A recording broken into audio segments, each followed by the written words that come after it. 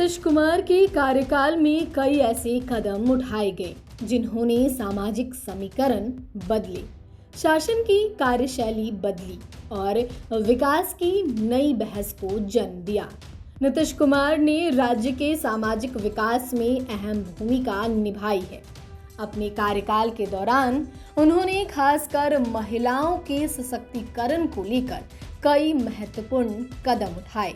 नीतीश सरकार ने देश में पहली बार बिहार की महिलाओं को त्रिस्तरीय पंचायती राज व्यवस्था और नगर निकायों में 50% आरक्षण दिया।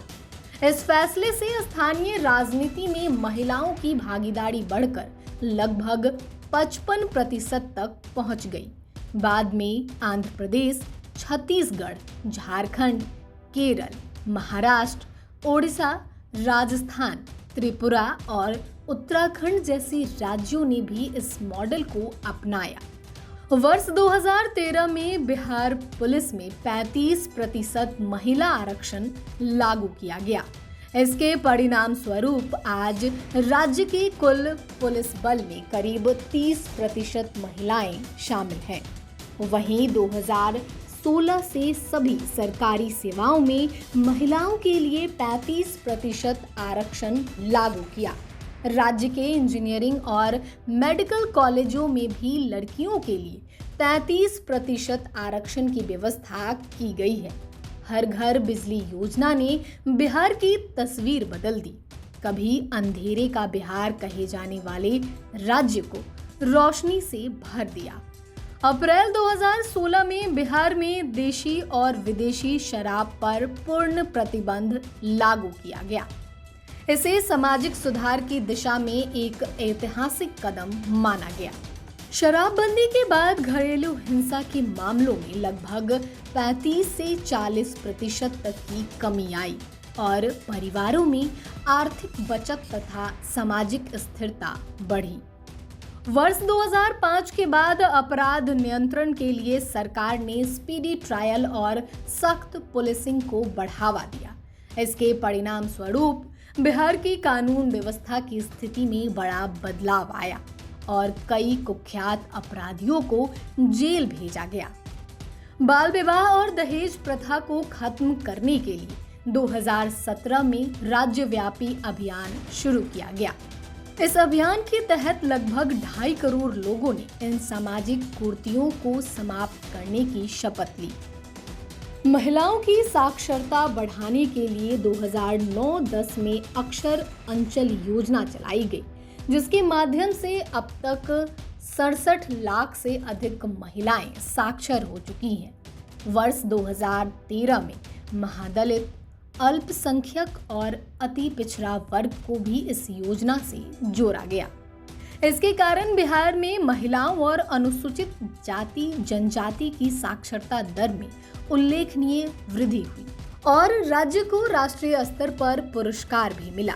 इसके अलावा हुनर कार्यक्रम के तहत अल्पसंख्यक समुदाय की हजारों लड़कियों को विभिन्न व्यवसायों का प्रशिक्षण दिया गया।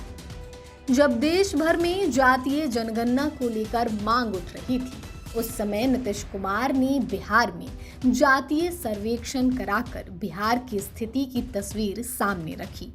नीतीश कुमार की यह दूरदर्शिता देश भर में नजीर बनी। जातीय सर्वेक्षण के बाद सामाजिक आर्थिक आंकड़ों को सार्वजनिक किया गया। वहीं नीतीश कुमार ने राजनीति में नया प्रयोग करते हुए दलित समाज के भीतर सबसे पिछड़े वर्गों की पहचान की, फिर उन्हें विशेष योजनाओं से जोड़ने का प्रयास किया और इसका नाम दिया महादलित। अब तक दलित शब्द का प्रयोग होता था। नीतीश कुमार ने पहली बार महादलित आयोग का गठन किया।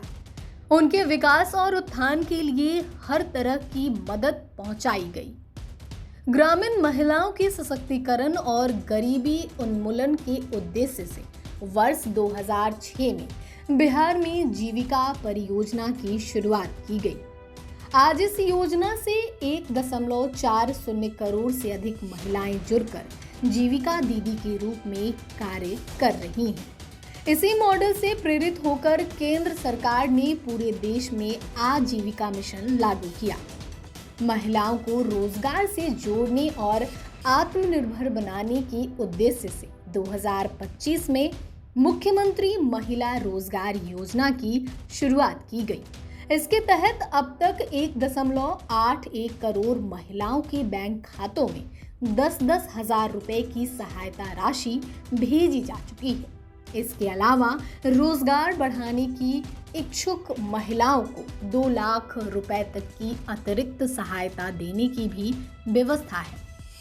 स्वास्थ्य के क्षेत्र में भी नीतीश कुमार ने कई पहल की। वर्ष 2008 और 9 में कन्या उत्थान योजना की शुरुआत की गई, जिससे जन्म पंजीकरण में उल्लेखनीय वृद्धि हुई। NFHS के आंकड़ों के अनुसार जन्म पंजीकरण दर में बड़ी बढ़ोतरी दर्ज की गई। जननी बाल सुरक्षा योजना के माध्यम से संस्थागत प्रसव को बढ़ावा मिला। आशा और ममता जैसी प्रशिक्षित स्वास्थ्य कार्यकर्ताओं के जरिए गर्भवती महिलाओं और स्तनपान कराने वाली माताओं को स्वास्थ्य सेवाएं उपलब्ध कराई गई।